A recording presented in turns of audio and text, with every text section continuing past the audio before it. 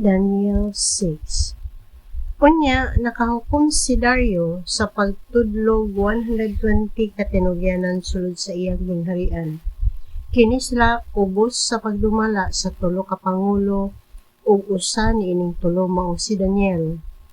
Kinahanglan nga sila mohatag og husay matag karon ug unya ngadto niining tulo ka pangulo aron dili malimbungan ang hari.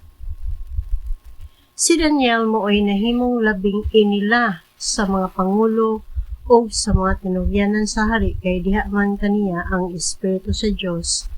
Busa nakahuna-una ang hari sa pagtugyan ngadto kaniya sa gahom sa pagdumala sa tibuok gingharian. Tungod niini ang ubang kadaguan nangitag paagi nga ilang ikasumbong si Daniel sa hari apan walay sayop nga nahimo si Daniel nga kapasikaran sa ilang sumbong kay buutan man siya. Busa miingon sila, dili gayud kita makakaplag o kalapasan kang Daniel aron ato siyang ikasumbong sa hari gawas kung kini labot sa balaod sa iyang Dios. Busa nagkasabot sila nga adtuon nila ang hari o sultihan niining mosunod.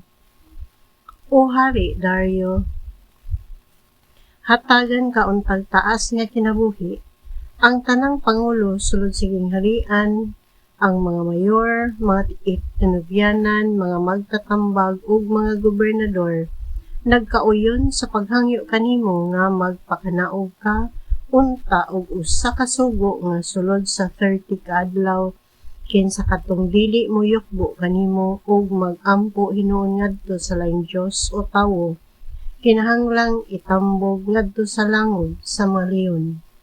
Busa karon kamahalan, ipakanaog ang sugo o permahi aron dili na kini mousab, sumala sa balaod sa Media o sa Persia.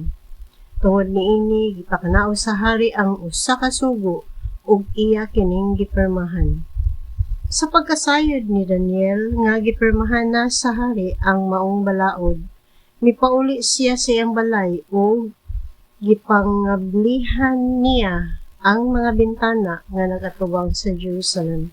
Unya miluhod siya makatulo sa usa ka adlaw ug nagampo ug nagpasalamat sa iyang Dios sumala sa nabatasan niya.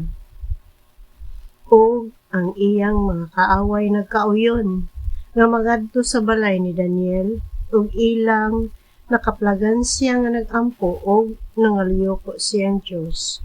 Unya ilang giadto ang hari aron isumbong si Daniel ug sila miingon, kamahalan, dili ba nagsugo ka man nga sulod sa 30 ka adlaw kinsa kadtong modangop sa laing Dios o tawo inay kanimo lamang kinahanglang itambog ngadto sa langob sa mga leon? Mitubag ang hari, magpabilin ang maong sugo sumala sa balaod sa Media ug sa Persia ug dili mahimong usbon. Ug ilang giingnan ng hari. Si Daniel nga usa sa mga binihag gikan sa Juda wala magtahod kanimo kamahalan o sa imong kasuguan kun dili nagampo hinuon siya sa iyang Dios makatulo sa usa ka adlaw. Sa pagkadungog sa hari niini nasubo siya pag-ayo ug buot niyang luwason si Daniel ug naningkamot siya sa paghimo niini hangtod sa pagsarup sa adlaw.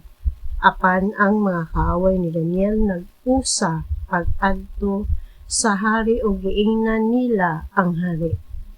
Kamahalan nasayad ka baya nga ang balaod sa Media ug Persia dili mahimong usbon human kini ikapanaog sa hari. Busa gipakuha sa hari si Daniel o gipatambog ngadto sa langob sa mga leon. Giingnan niya si Daniel, hinaut unta nga luwason ka sa imong Dios nga imong gialagaran sa kanunay. Unya gitakupan og bato ang ganghaan sa langob sa mga leon o gisilyohan sa singsing sa hari o sa singsing sa mga kadagpuan aron walay makabakwi sa silot nga gipahimutan kang Daniel. Unya mipauli ang hari sa palasyo o nagpuasa siya Niadtong gabi una ug wala siya maglingaw-lingaw ug wala siya magkatulog sa tibuok gabii. Sa pagkabanag-manag, midali ang hari pag-ato sa langob sa mga leon. Sa pagkaduol na niya, misinggit siya sa tingog nga masub-anon. Daniel, alagad sa buhing Dios, nakaluwas ba kanimo ang Dios nga imong gialagaran sa tanang higayon? Ug mitubag si Daniel. Kamahalan, hatagan kaon tagtaas nga kinabuhi. Ang akong Dios nagpadala og anghel aron sa bakba sa mga leon. Busa wala ako nila tukba kay wala man ako'y daotang nahimo sa iyang atubangan ug kanimo usab. Nalipay pag-ayo ang hari og mimando siya nga hukuhaon si Daniel gikan sa langob sa mga leon.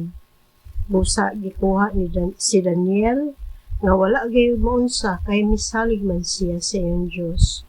Unya, gipatawag sa hari ang mga taong nagsumbong kang Daniel lakip ang ilang mga anak ug asawa o gitambong sila sa puy-anan sa leon o sa wala pa gani sila motugkad sa yuta, gikuninita na sila o gigupok sa mga leon ang ilang kabukogan. Humaniini, gisulatan ni Hari Dario ang tanang katawhan sa kalibutan. Matod niya, gipanghinaot ko nga makabaton kamog malungtarong kalinaw.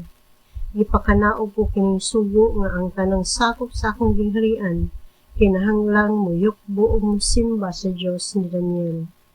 Kay siya buhi nga Dios ug walay katapusan, dili malumpag ang iyang gingharian ug maghari siya hangtod sa kahangturan. Muluwas gayud siya o nagbuhat og mga kahibulongang butang dinhi sa yuta ug sa langit. Siya ang nagluwas ng Daniel gikan sa kapintas sa mga leon. Busa nagmauswagon gayud si Daniel sa panahon nga si Dario o si Ciro nga taga Persia mo'y naghari.